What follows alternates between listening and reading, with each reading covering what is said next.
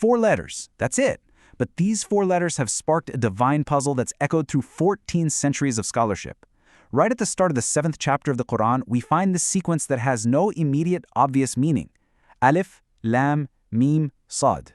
So today, we're going to explore the mystery behind these incredible disconnected letters. I mean, just imagine opening a sacred text. The very first thing you read isn't a sentence, but just a string of letters. That's exactly what happens in the 7th chapter of the Qur'an, Al-A'rāf. You're met with Alif, Lam, Mim, Sad, and they're not spoken as a word, but as individual letters. These are what's known as the huruf muqatta'at, literally the disconnected letters, and they present us with an immediate and really profound enigma. So what are we supposed to make of them? Are they abbreviations, some kind of mystical code, or maybe the signature of a divine author? You can imagine the possibilities have fueled centuries of rich, scholarly debate. And today, we're going to dive right into the most compelling theories. And here's the thing. This isn't just a one-off. This phenomenon shows up in 29 different chapters of the Qur'an. The combinations are all different. Some are just single letters like Sad or Noon, while others are groups of up to 5.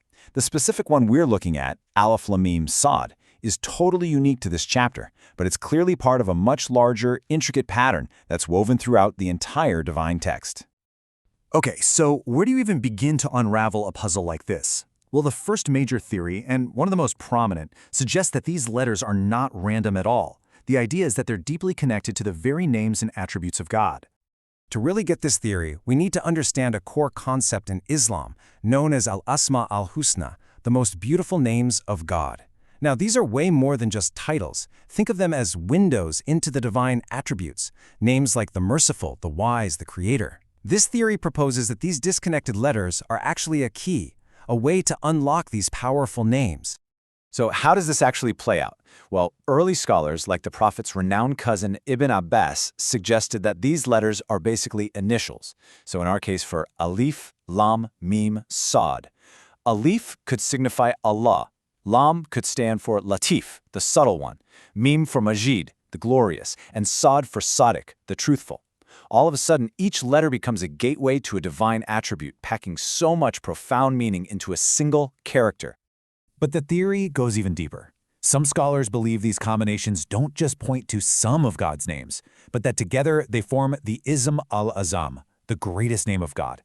Just imagine that for a second, a name of immense power, hidden right there in plain sight, accessible only to those with the deepest insight. All right, so that's one really powerful theory. But what if the whole point isn't about what the letters mean, but what they do? A second, equally compelling theory reframes them not as a code, but as a profound rhetorical device. This theory branches into 2 really fascinating ideas. First, the divine oath. The idea here is that God is swearing by the letters themselves, the very building blocks of language and revelation. It's like a master artist signing their work by just pointing to the raw paint they used. The second idea is that it's an inimitable challenge. This view suggests the letters are a powerful reminder to the people of that time who were masters of eloquence, saying, this divine book is made from the exact same letters you use every day. And this leads us to the amazing concept of ijaz, the inimitability of the Qur'an. The challenge is laid bare. If this scripture is just something a person made up, then go ahead, take these same letters and just try to produce something with the same eloquence and wisdom. The very presence of these letters becomes the silent, powerful testament to the Qur'an's divine origin. It's a declaration that while the parts are simple, the final composition is way beyond human reach. So, we've looked at divine names, and we've talked about eloquent challenges. But what if the answer isn't a single definition? There's a third perspective that suggests the mystery itself is the message. This brings us to a fascinating concept from within the Qur'an itself, called mutashabihat. The text explains that there are 2 kinds of verses, muhkamat, which are clear and direct, and mutashabihat, which are deliberately ambiguous, and their ultimate meaning is known only to God. And you know what the prime example of the mutashabihat is? You guessed it, these disconnected letters. This totally reframes our whole question, doesn't it? Instead of asking, what do these letters mean, we start to ask, why are they mysterious in the first place? And the answer could be that their ambiguity is the sign. It's a reminder of the limits of our own human knowledge, an invitation to be humble, and a signal that you're about to enter a text of divine origin, with depths we can't possibly grasp all at once. So, after 14 centuries, the puzzle remains. No single theory has completely won out. But maybe the point was never to find one definitive answer. Perhaps the true meaning of Aleph, Lam, Mim, Sod is in the journey they inspire, a journey into the nature of language, divinity, and knowledge itself. It leaves us with a question, really.